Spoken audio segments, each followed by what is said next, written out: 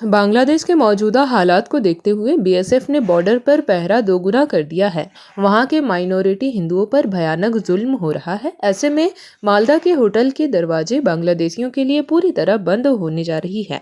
अभी तक जो बांग्लादेशी मेडिकल वीज़ा या स्टूडेंट वीज़ा पर है उन्हें मालदा के होटल में जगह दी जाती थी, लेकिन मौजूदा हालात में यह पूरी तरह बंद होने जा रहा है। मालदा होटल ऑनर्स एसोसिएशन के प्रेसिडेंट कृष्णेंदु चौधरी ने कहा कि चूंकि वहां से पासपोर्ट वीजा जारी नहीं हो रहा है, इसलिए हमने कमरे देना बंद कर दिया है। हम बांग्लादेश के हालात को लेकर परेशान हैं। बीजेपी से मांग करते हैं कि होटल मालिक बांग्लादेशियों को जगह देना पूरी तरह बंद कर दे। होटल मालिकों ने अपना फैसला बता दिया है। विदेशी मामलों में सब कुछ केंद्र सरकार की पॉलिसी पर निर्भर करता है और राज्य सरकार उसका पालन करेगी, तृणमूल की मांग है।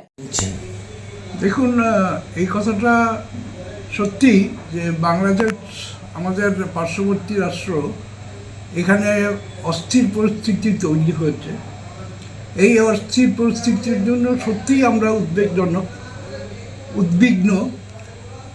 কিন্তু বর্তমানে পাসপোর্ট মানে ভিসা অফিস থেকে ভিসা দেওয়াই বন্ধ করে দেওয়া হচ্ছে ইন্ডিয়া গভর্নমেন্টের তরফ থেকে।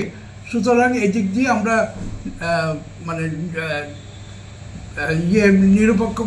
নিরপেক্ষ ভূমিকা নিচ্ছি এবং ওখান থেকে যেহেতু ভিসা তৈরি হচ্ছে না, বাইরের লোককে আমরা ঘর দিচ্ছি না।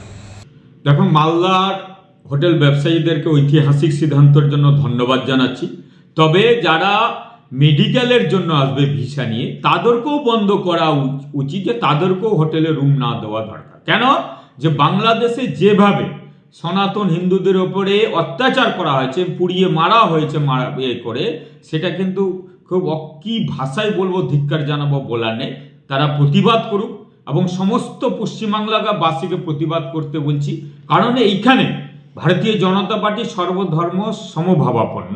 পশ্চিমবাংলায় বা মালদায় আমাদের সাম্প্রতিক সম্প্রীতি বজায় আছে, কিন্তু এহেন ঘটনাকে কোনো ধর্মেরই লোককে সমর্থন করা উচিত নয়। দেখুন, হোটেল অ্যাসোসিয়েশন তাদের নিজেদের মিটিং ডেকে কোনো জিনিস যদি রেজুলেট করে, সেটা তাদের নিজস্ব সিদ্ধান্ত। এ ব্যাপারে তো আমার মতামত দেওয়ার কিছু নেই। আর এই ইন্টারন্যাশনাল ইস্যুগুলোতে আপনারা দেখেছেন এর আগেও সেন্ট্রাল গভর্নমেন্ট যে পলিসি অ্যাডপ্ট করে, স্টেট গভর্নমেন্ট কিন্তু যে কোনো ইন্টারন্যাশনাল ইস্যুতে নতুন করে কোনো সার্কুলার জারি করে না। সেই ব্যাপারে সেন্ট্রাল গভর্নমেন্ট যে পলিসি পাঠায় স্টেটের কাছে, স্টেট সেটাকে এক্সিকিউট করারই চেষ্টা করে। কাজে এই ধরনের ইন্টারন্যাশনাল সমস্যাতে দেশীয় নিরাপত্তা যেখানে জড়িয়ে আছে, সেই ব্যাপারে আপনারা একটা ব্যাপারে রেস্ট অ্যাসিওর থাকুন, বাংলার মুখ্যমন্ত্রী সবসময় এই ব্যাপারে দেশের নিরাপত্তাকে সবচেয়ে বেশি গুরুত্ব দিয়েছে। কাজেই পলিসি যে নীতি নির্ধারণ কমিটি রয়েছে, তারা যে পলিসি নেবেন, স্টেট গভর্নমেন্ট সেই পলিসিকে এক্সিকিউট করার জন্য সবসময় তৈরি থাকবে। जेपी भारत लाइव, भारत की बात जेपी के साथ।